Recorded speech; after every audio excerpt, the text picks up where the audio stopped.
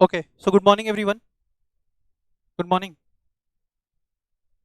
Good afternoon. 12:30 हो गई है. आज तुमको एक मस्त चीज सिखाऊं.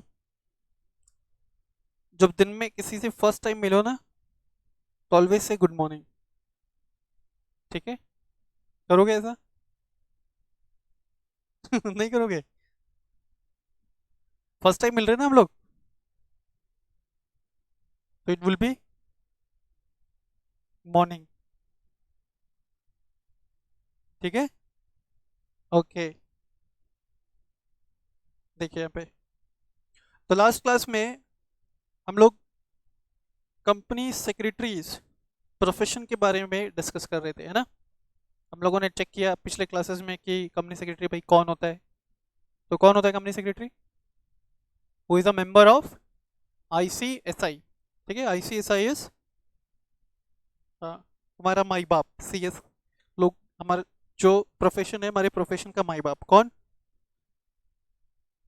ICSI stands for institute of company secretaries of India. ठीक है? हमेशा नाम रिस्पेक्ट के साथ लेने का, रिस्पेक्ट के साथ लेने का. तो लास्ट क्लास में जो लास्ट टॉपिक मैं तुम लोगों के साथ डिस्कस कर रहा था, that was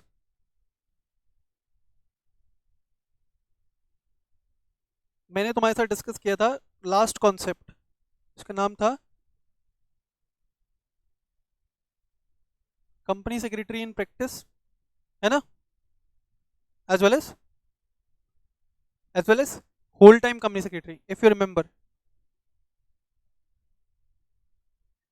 company secretary in practice and whole time company secretary. company secretary in practice का मतलब क्या था? who has obtained certificate of practice. ठीक है? जो जो CS प्रैक्टिस कर रहा है उसको अपन क्या बोलते हैं? Company secretary in practice. और जो CS होल टाइम एम्प्लॉयमेंट में है, जो जॉब कर रहा है, उसको अपन क्या बोल सकते हैं? उसको अपन क्या बोल सकते हैं? Whole time company secretary. ठीक है? आगे देखोगे.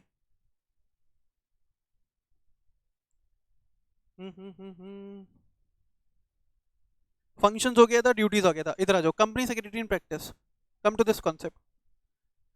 Section 2 according to section 2 clause 25 है. Companies Act, company secretary in practice means a company secretary who is deemed to be in practice as per section 2 clause 2 of company secretaries act 1980. तो company secretary in practice का मतलब क्या रहेगा? जो company secretary in practice है as per CS act.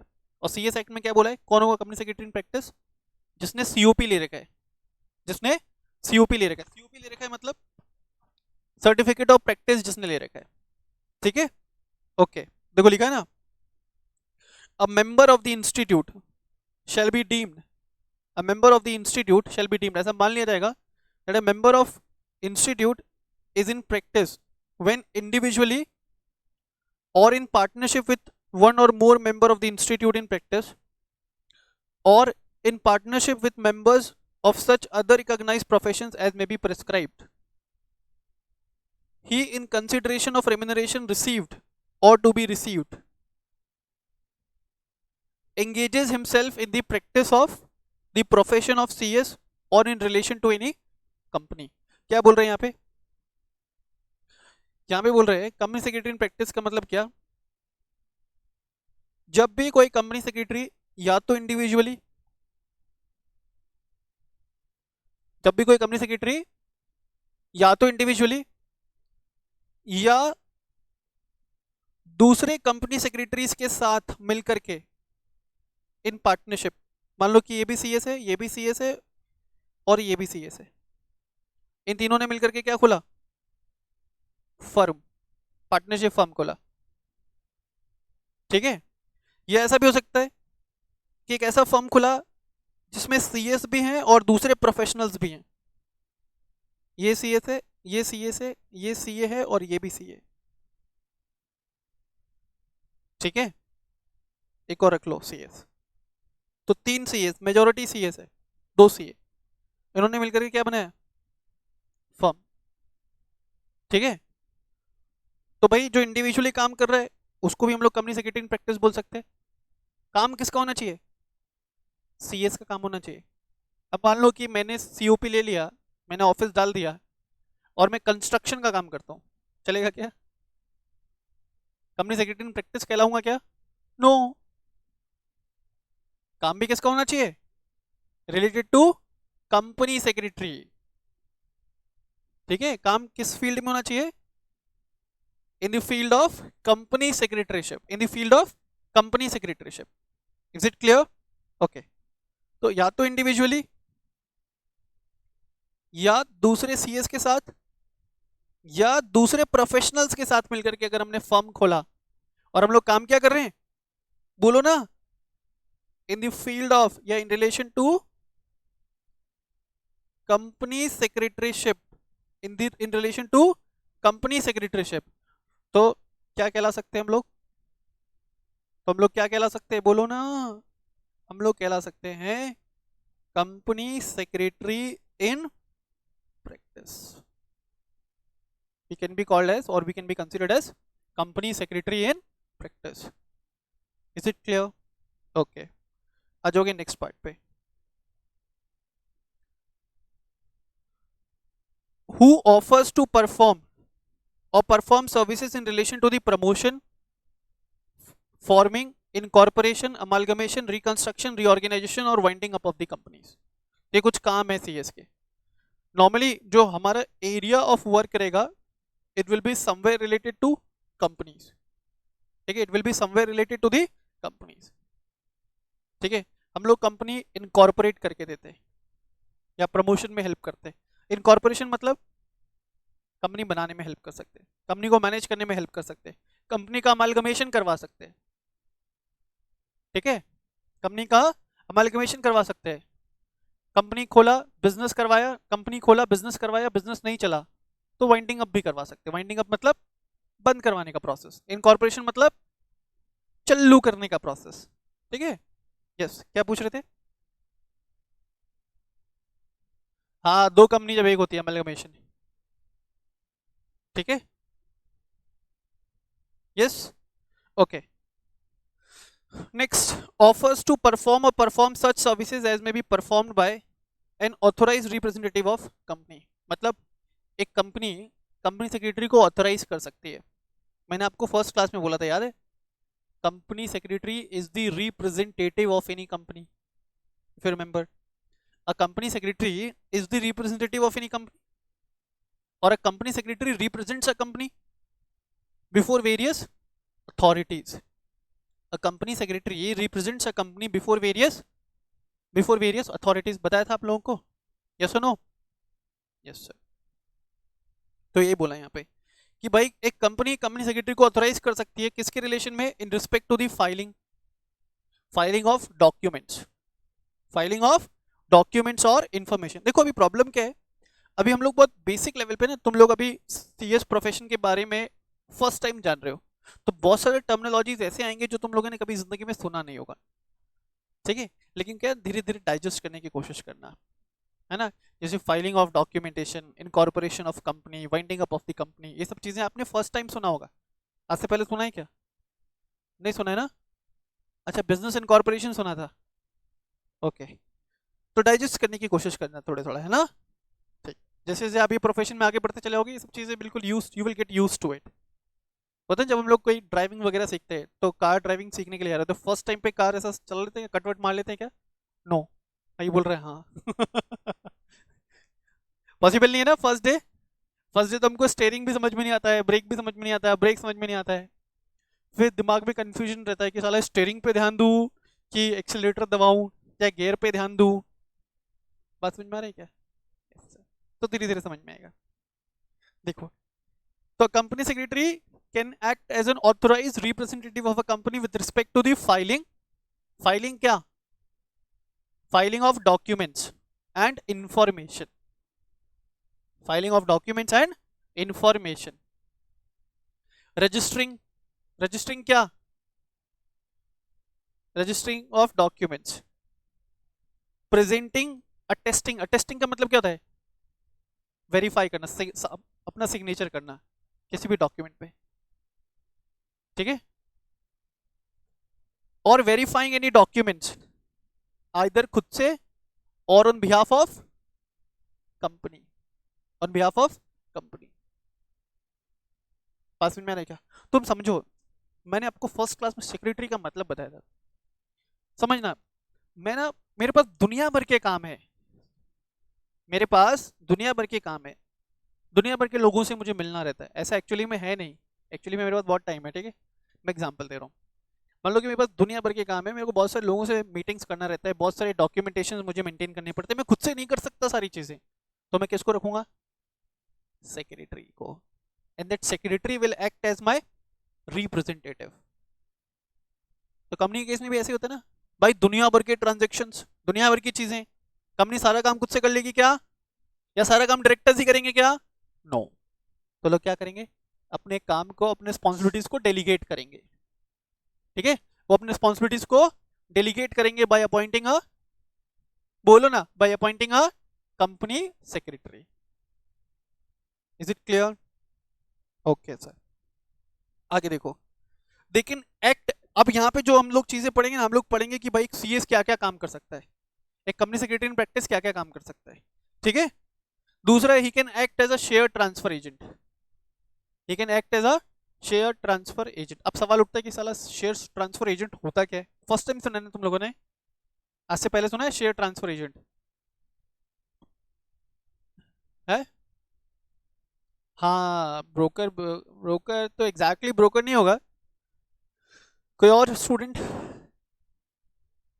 Share transfer agent तुम समझो अभी। तुम लोगों ने ऐसा तो सुना होगा कि in a company form of organisation shares of company is transferable from one person to another person. Company के शेयर्स ट्रांसफरेबल है, और जो कंपनी के शेयर्स होल्ड करते हैं वो कौन बन जाते हैं? कंपनी के मेंबर्स। मान लो आज मैंने एक्स लिमिटेड का शेयर खरीदा, तो मैं उसका मेंबर बन गया, उसका प्राइस थोड़ा सा बढ़ा, तो मैं क्या करूंगा? बेच के बाहर निकलूंगा। तो जब मैं बेचूंगा तो किसी और को बेचूंगा। मान लो कि मिस्टर वाई को मैंने बेचा वो शेयर्स, मिस्टर वाई को वो शेयर बेचा, तो भाई अब मेरे नाम की जगह किसका नाम होना चाहिए? वाई का। वाई ने जेड को बेचा, अब किसका नाम होना चाहिए? जेड का। जेड ने ए को बेचा, अब किसका नाम होना चाहिए? तो बार बार ये अपडेशंस भी तो करना पड़ेगा ना कंपनी को अपने रिकॉर्ड्स में। उस रिकॉर्ड्स को अपन बोलते हैं रजिस्टर ऑफ मेंबर्स। क्या बोलते हैं? Register of members. तो भाई इसको मेंटेन करता है, इन रिकॉर्ड्स को मेंटेन करता है कौन? Company secretary. आया समझ में? Okay, next. ऑनलाइन में कौन स्टूडेंट बैठे हो, प्लीज मेंशन योर नेम। देखोगे next, next is issue house. They can act as a issue house. Issue house मतलब they can help a company, है ना, in the process of issue of securities. They can help out a company in the process of issue of securities. ठीक है, company जब issue of securities लेकर के आएगी, company कभी भी जब इशू ऑफ सिक्योरिटीज लेकर के आएगी, तो एक कंपनी सेक्रेटरी हेल्प करता है कंपनी को in managing the issue of securities.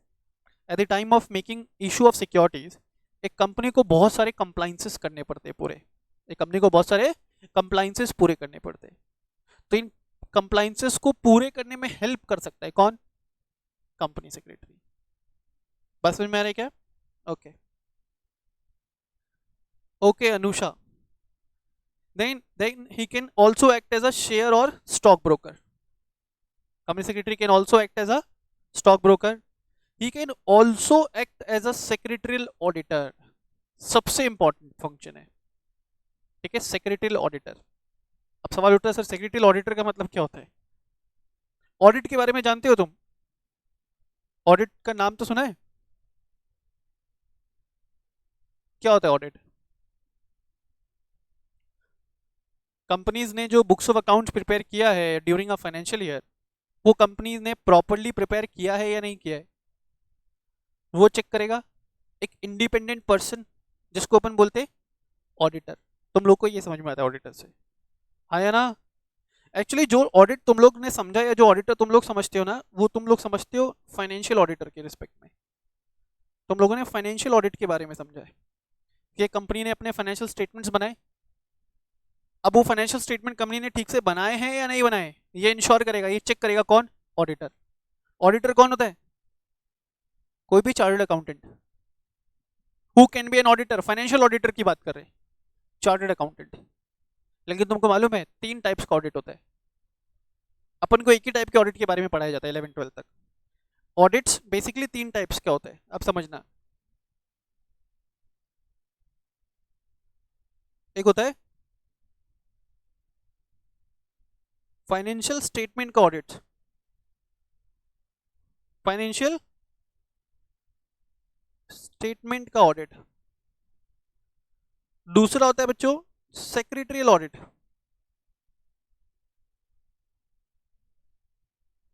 And third one होता है कॉस्ट ऑडिट। कितने टाइप्स के ऑडिट हो गए? 3 टाइप्स के ऑडिट हो गए sir. Financial audit, secretarial audit, as well as cost audit, है ना। फाइनेंशियल ऑडिट में फोकस किस पे रहेगा? कंपनी के फाइनेंशियल स्टेटमेंट्स पे, कंपनी के फाइनेंशियल स्टेटमेंट्स पे। कौन करता है फाइनेंशियल ऑडिट? एक चार्टर्ड अकाउंटेंट।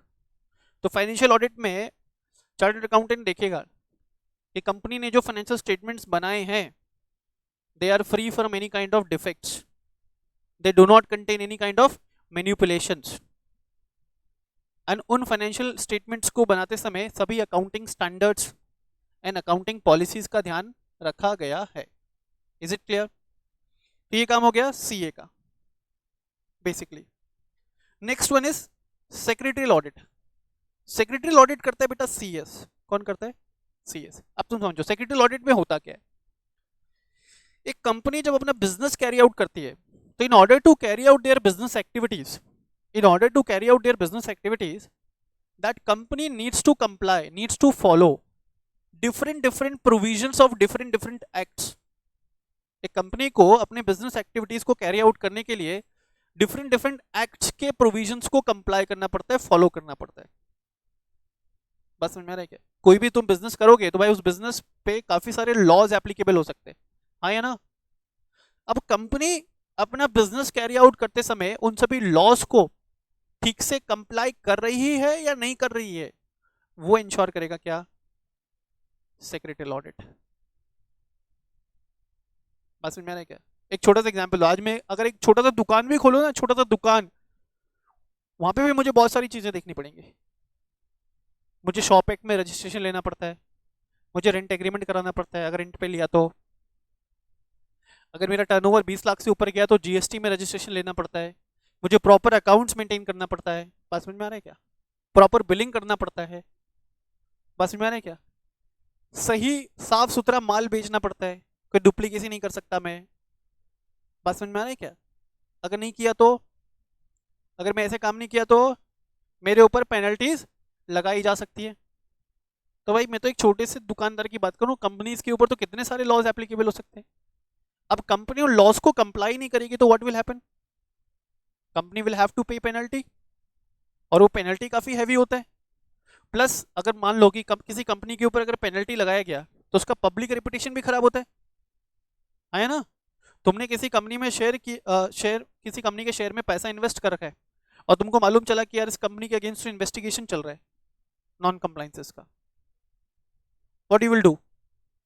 तुमको लगेगा कि नहीं यार बेकार कंपनी है, कंपनी आने वाले समय में डूब सकती है, पैसा निकाल लो। तो रेपुटेशन खराब होता है बहुत। तो इन सब चीजों को रोकने के लिए कंपनी को किसको अपॉइंट करना पड़ेगा? एक सीएस को, ठीक है।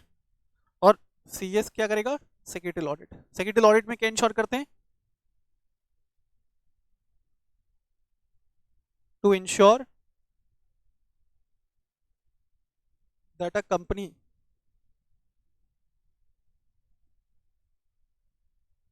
carries out their business, है ना, in accordance with laws, rules and regulations।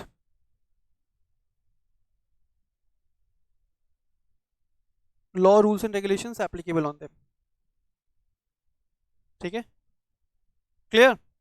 और नेक्स्ट होता है बेटा cost records, cost audit CMA करेगा, ठीक है। कॉस्ट ऑडिट में क्या चेक करता है वो कि कंपनी ने प्रॉपरली कॉस्ट रिकॉर्ड्स मेंटेन किया है या नहीं. whether a company has properly maintained whether a company has properly maintained its cost records. Cost records normally कौन से कंपनीज को मेंटेन करना पड़ता है?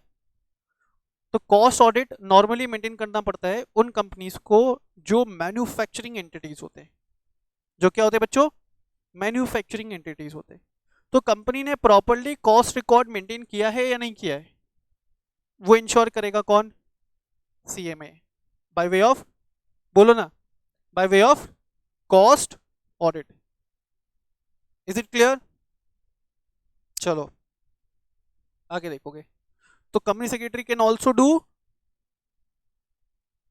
secretarial audit, or he can also act as a consultant. Is it clear? He will do cost audit plus he can also act as a consultant. Is it clear? Okay.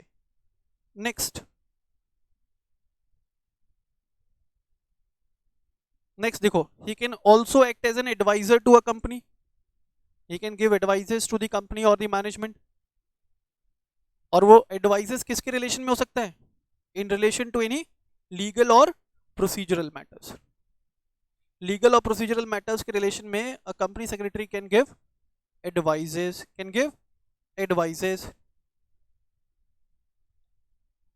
To the management. Is it clear? आगे then issuing certificate.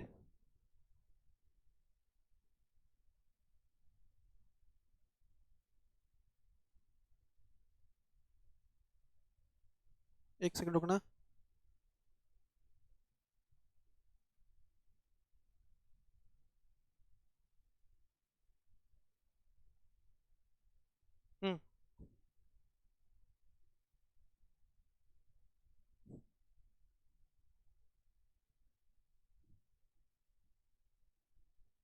देखिए, issue certificate on behalf of for the purpose of a company. मतलब देखो, company secretary certifications issue करता है.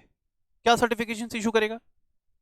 कि भाई ये जो पर्टिकुलर कंपनी है, ये कंपनी सभी लॉज, रूल्स एंड रेगुलेशंस को ठीक से फॉलो कर रही है. ठीक है, ये जो कंपनी है वो सभी लॉज, रूल्स एंड रेगुलेशंस को फॉलो कर रही है. Is it clear?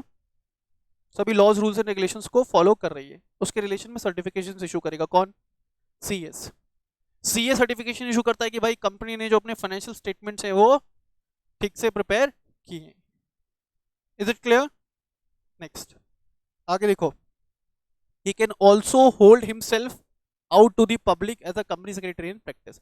ऊपर जितने काम जो थे वो तो थे ही, प्लस वो अपने आप को क्या बोल सकता है? he can represent himself as a CS in practice. he can also represent himself as a CS in practice. ठीक है. Next, he can also render professional services or assistance. बोला ऊपर जो काम है वो तो है ही, apart from that he can also give professional services in any matter which is related to the CS profession. बात समझ में आ रहा है क्या? Is it clear? उसके बाद he can render such other services in the opinion of council. यहाँ पे council का मतलब है बेटा ICSI council. ऊपर जो काम तुमने पढ़े वो तो करना ही है, इसके अलावा वो सभी काम भी करने पड़ सकते हैं एक कंपनी सेक्रेटरी को जो ICSI काउंसिल ने उसको बताए. फिर से बोलो, ये सारे काम तो करना ही है. अपार्ट फ्रॉम दिस सीएस वो सारे काम भी कर सकता है जो आईसीएसआई काउंसिल उसको बताता है. मान लो कि आईसीएसआई काउंसिल ने मुझे अपॉइंट कर दिया कि for the city of Jaipur में एडमिशन कंसल्टेंट मुझे बना दिया है. मान लो कि ऐसा हुआ, ऐसा हुआ नहीं है, मान लो कि ऐसा हो गया. ठीक है, एक सेकंड रुकना, थोड़ा सा नेटवर्क इशू आ रहा है, एक सेकंड.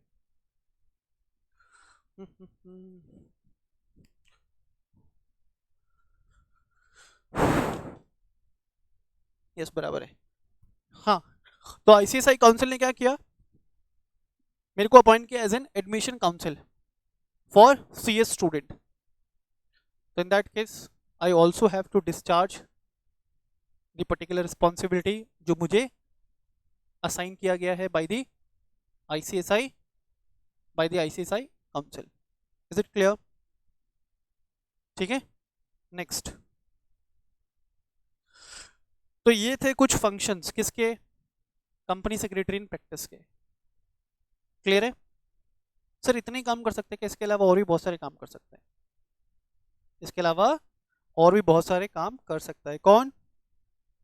CS। अब आगे देखो, देखो क्या लिखा है। Company secretary in practice have also been authorised by the government as well as the regulatory bodies like RBI, SEBI, NCLT, NCLAT, IRDA, CCI, RERA, stock exchanges to act as an authorized representative. In acts में company secretaries को power दिया गया है that they can represent any client. They can represent any client. For example, SEBI act में उनको authorisation है। अब तुम समझना, कोई कंपनी ने स्टॉक मार्केट में सिक्योरिटीज लॉस का वायलेशन किया है, किसी कंपनी ने स्टॉक मार्केट में सिक्योरिटीज लॉस का वायलेशन किया है, तो भाई उस कंपनी को नोटिस आया। किससे नोटिस आएगा? सेबी से नोटिस आएगा। सेबी रेगुलेट करता है इंडिया में सिक्योरिटीज मार्केट। उस कंपनी को नोटिस आया तो भाई वो कंपनी क्या कर सकती है? एक CS को अपॉइंट कर सकती है उनको रिप्रेजेंट करने के लिए। बस में क्या, इन सभी अथॉरिटीज के सामने अ company secretary is the representative authority. जैसे तुम कोर्ट्स में जाते हो, तुम्हारा कोई मैटर छिड़ गया, कोर्ट में तक चला गया, तो तुमको रिप्रेजेंट कौन करता है? एडवोकेट। कोर्ट में आपको एडवोकेट रिप्रेजेंट करता है ना। In the same manner in authorities के सामने एक क्लाइंट को रिप्रेजेंट कर सकता है कौन? Company secretary. Is it clear? ये क्लियर है सबको? Okay, next. तो अभी तक क्या क्या चीजें आपको मालूम चला? हाँ, हम्म हम्म, देन और yes, what else? What else? क्या क्या काम कर सकता है ये भी डिस्कस किया। Very good. अब आगे देखोगे।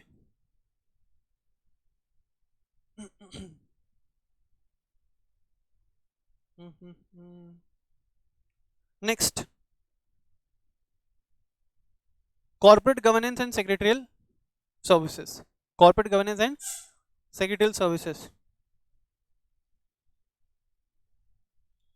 प्रॉब्लम है नेटवर्क में। अब आ गया वापस।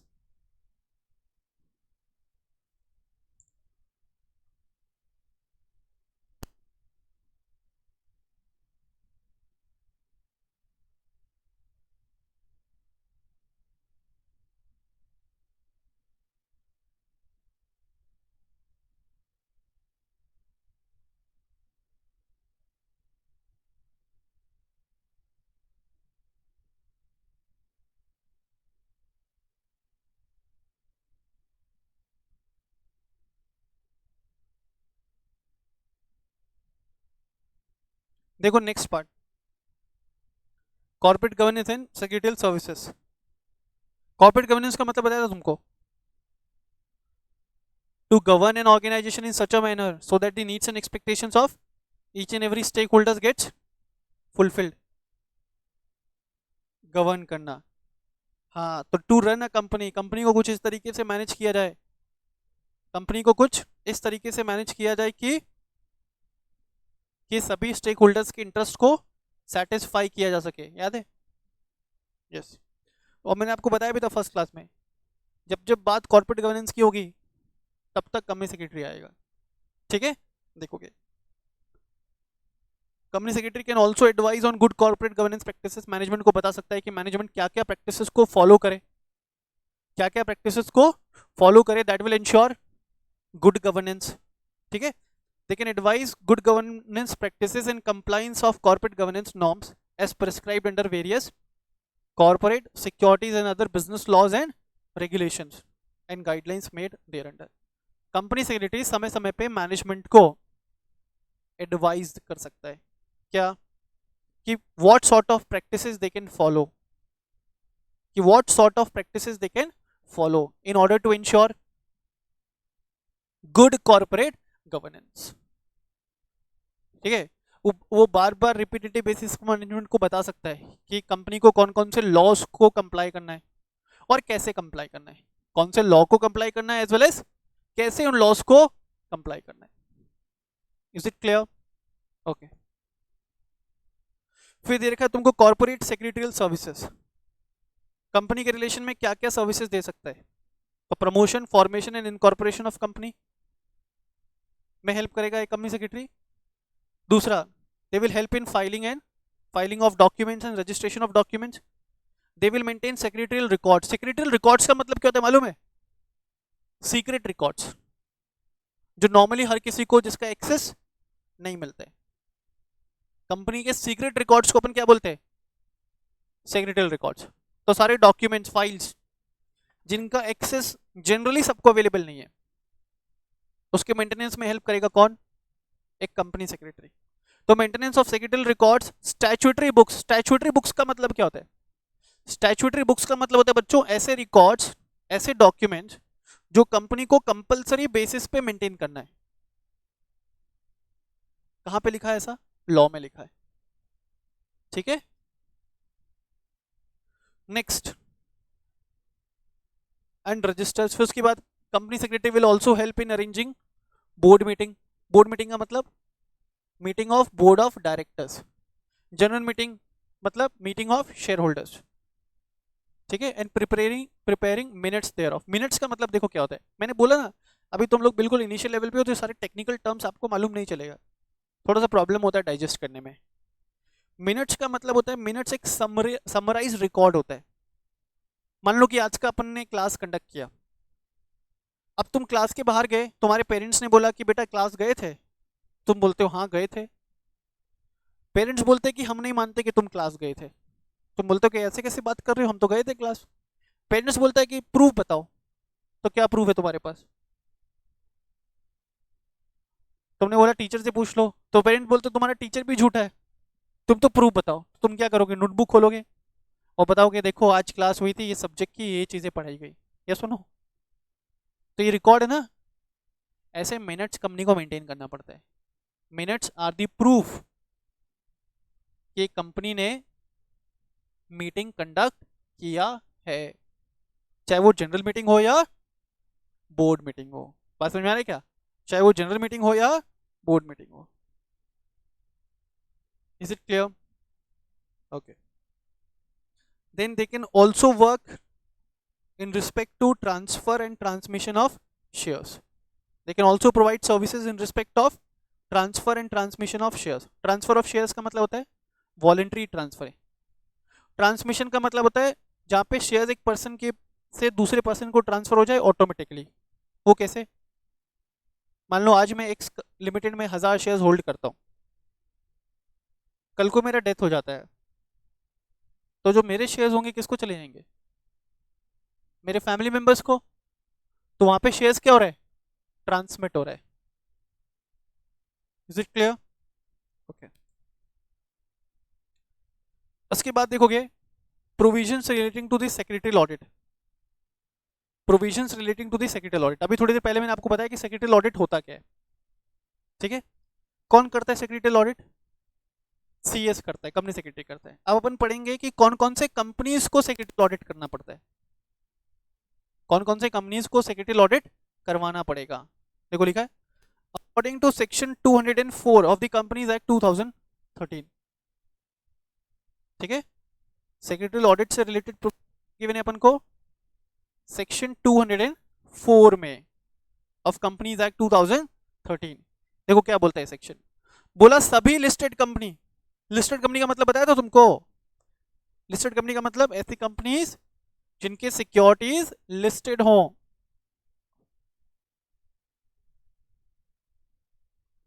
वेरी गुड वेरी गुड, एक रिक्वायरमेंट है ये। सभी लिस्टेड कंपनीज और सभी पब्लिक कंपनीज जिनका पेड अप शेयर कैपिटल कितना है, लिखा है यहाँ पे 50 करोड़। बेटा जो पिछले प्रोविजंस को मिक्स कर रहे हो, वो सीएस के अपॉइंटमेंट के लिए था वो रिक्वायरमेंट 10 करोड़ वाला। ठीक है, यहाँ पे अपन क्या पढ़ रहे हैं, यहाँ पे अपन पढ़ रहे हैं कि कौन सी कंपनी को सेक्रेटरी ऑडिट करवाना है। तो या तो कंपनी लिस्टेड हो या अनलिस्टेड है लेकिन उसका पेड अप शेयर कैपिटल कितना पहुंच गया है, 50 करोड़। या जिसका टर्नओवर कितना है, 250 करोड़। या तो पेड अप कैपिटल 50 करोड़ हो या टर्नओवर 250 करोड़ हो, दोनों भी हो सकता है क्या, हो सकता है। या company having outstanding loans and borrowings from banks and PFI of 100 crore और मोर, उन कंपनीज को सेक्रेटरी ऑडिट करवाना पड़ेगा। अब तुम समझो, मैं इसको लिख देता हूं, यहाँ पे लिख दूं, देखो सेक्शन 204 में क्या बोला, इसमें बोला कि कौन से companies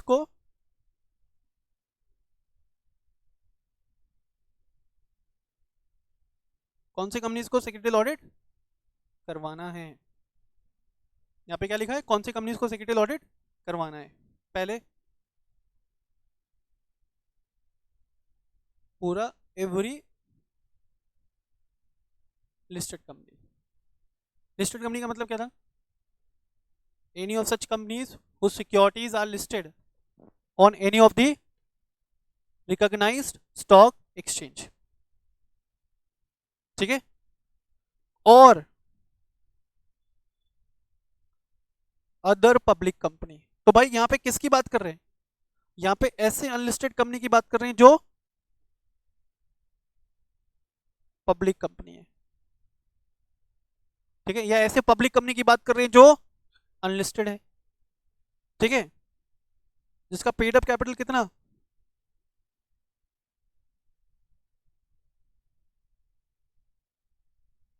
having paid up capital of 50 crore और मोर, पेड अप कैपिटल 50 करोड़ या उससे ज्यादा, या और टर्नओवर इज 250 करोड़ और मोर। अब तुम देखो बीच में वर्ड लिखा है और, इसका मतलब क्या होता है मालूम है, दोनों में से कोई एक हो तो भी एप्लीकेबल हो जाएगा। मान लो कि एक कंपनी अनलिस्टेड है, पेड अप कैपिटल 25 करोड़ है लेकिन टर्नओवर 300 करोड़ है, कराना पड़ेगा क्या, कराना पड़ेगा। ठीक है, एक कंपनी है जिसका पेड अप कैपिटल 100 करोड़ है और टर्नओवर 150 करोड़ है, कराना पड़ेगा क्या, कराना पड़ेगा। ठीक है, और जिसके ऊपर आउटस्टैंडिंग लोन्स हैं, आउटस्टैंडिंग लोन्स ऑफ 100 करोड़ और मोर। अब बोला इन तीनों में से कोई एक हो गया ना तो भी कराना पड़ेगा। ठीक है, क्योंकि बीच में क्या लिखा है, और। अब तुम समझना, एक एग्जांपल, एक कंपनी है ए लिमिटेड, अनलिस्टेड है। ठीक है, पेड अप है कंपनी 30 करोड़, टर्नओवर है कंपनी का 150 करोड़, और कंपनी के ऊपर लोन है 150 करोड़, सेक्रेटरी ऑडिट कराना पड़ेगा क्या, कराना पड़ेगा। क्यों, थर्ड रिक्वायरमेंट मीट हो, तो पेड अप कैपिटल 50 करोड़ से ऊपर हो, या 250 करोड़ हो, या कंपनी के ऊपर लोन्स 100 करोड़ से ऊपर हो। तो भाई पहला रिक्वायरमेंट यहाँ फेल हो गया, दूसरा रिक्वायरमेंट फेल हो गया, लेकिन तीसरे में पास हो गया। Thus this is required to carry out, this company is required to carry out secretarial audit। Simple है, ये कंपनी को सेक्रेटरी ऑडिट करवाना पड़ेगा।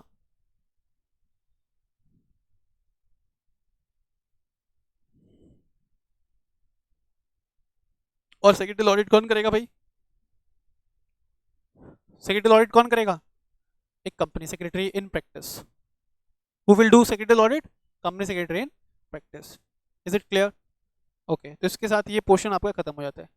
इसके बाद जो भी चीजें हैं ना, सिर्फ एक बार रीड करना है, it's only for reading purpose. बात समझ में आ रहा है क्या? यहाँ पे तुमको बता रखे और दूसरे कौन कौन से लॉज में क्या क्या रोल प्ले कर सकता है एक सीएस। लेकिन प्रॉब्लम ये है कि ये ठीक से अरेंज नहीं किया गया, इसमें जितने भी टर्म्स आएंगे ना उसको लेकर के भी अवेयरनेस नहीं है अपन को, है ना। तो एक एक टर्म्स को एक्सप्लेन करना इज नॉट पॉसिबल, तो इसको अपन स्किप करते हैं।